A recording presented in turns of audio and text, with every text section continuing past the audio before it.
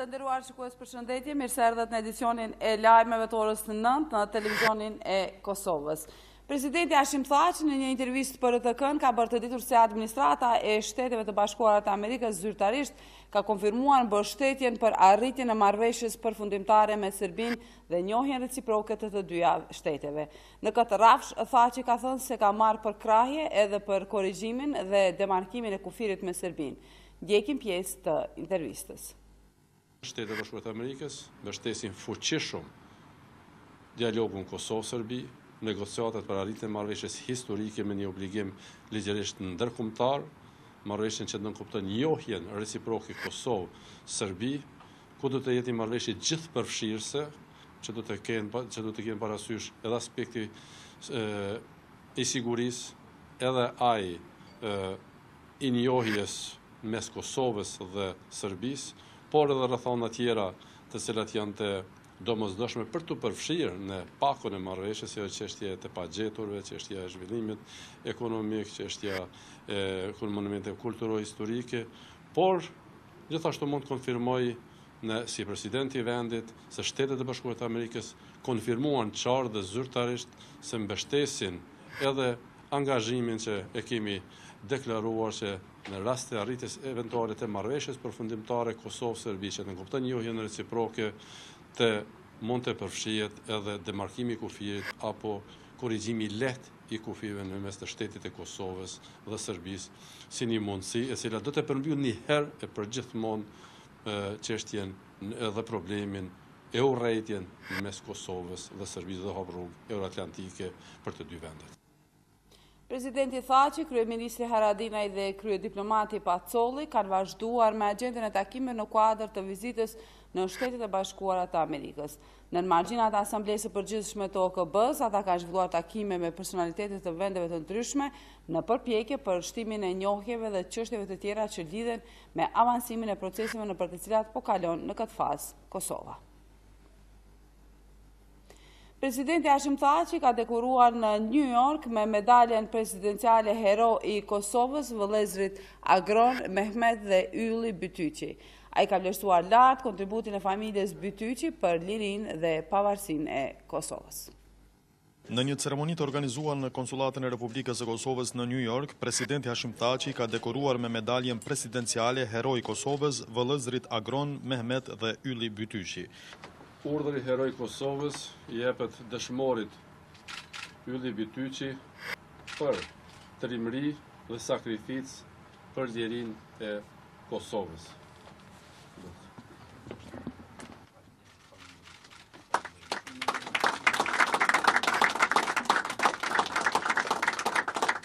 Ai ka vlerësuar lart kontributin e vëllezërve Bytyqi për lirinë dhe pavarësinë e Kosovës. Mesin e njerëzve atdhëtar që nuk ursyen asgjë, duke marrë pjesë drejt për drejt në luftime, duke marrë pjesë drejt për drejt në frontet e luftës, ishin edhe vëllezërit Bytyqi të edukuar në një familje me tradita atdhëtare, të edukuar në frymën për liri dhe pavarësitë e Kosovës e bashkim kombëtar.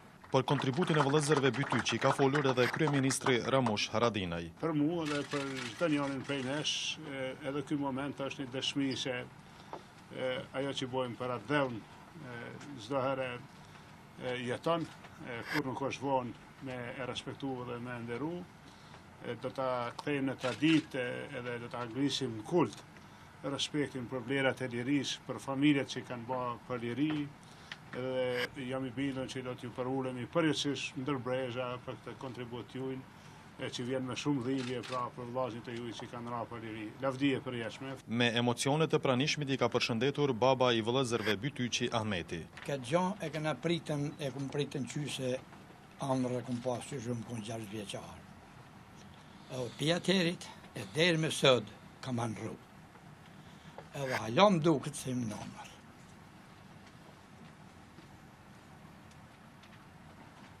Çdo njëri për juve që e respektoni, kopshë me njerë, e respektoni vllazët e juaj, djemtë e juaj, ushtarët e juaj, aq sa mojtën më vonë.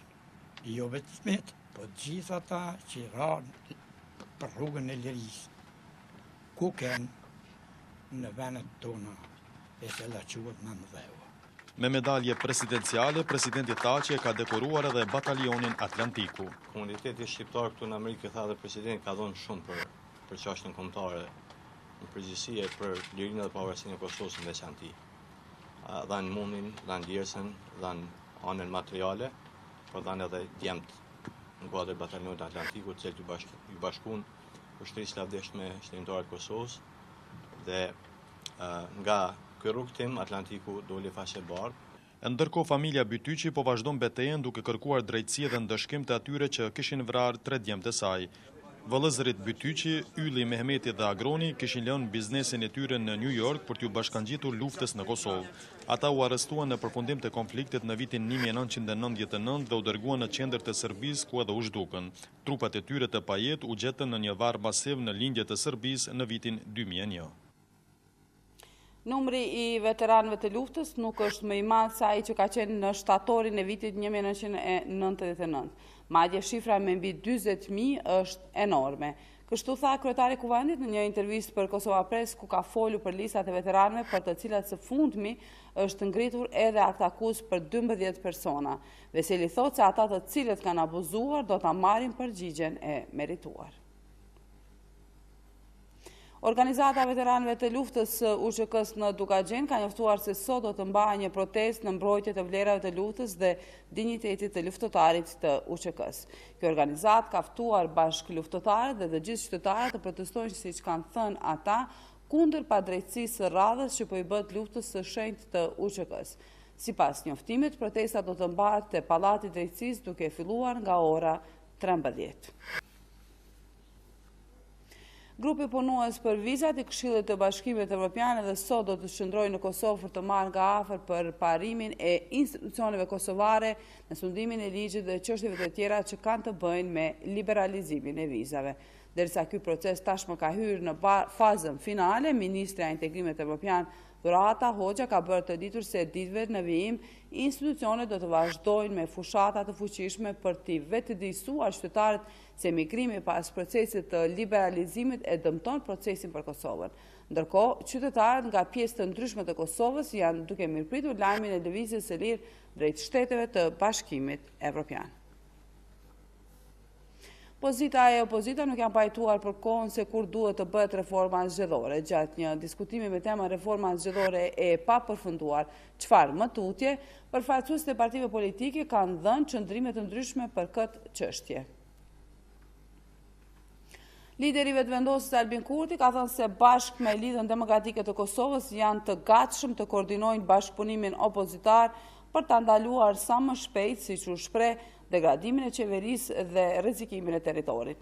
Kurti këtë e bëri të ditur përmes një postimi në Facebook ku tregoi se është takuar me liderin e LDK-s Isa Mustafa për takimin ka folur edhe lideri i Lidhjes Demokratike Mustafa. Ai ka thënë se bashkë me Kurtin ka vlerësuar se Kosova si kur më parë ka nevojë për ndryshime. Të nderuar shikues, këtu është shkëputimi me kanalin e parë të RTK-s për të vazhduar me lajmet e tjera në kanalin e tretë të RTK-s. Qëndroni me ne.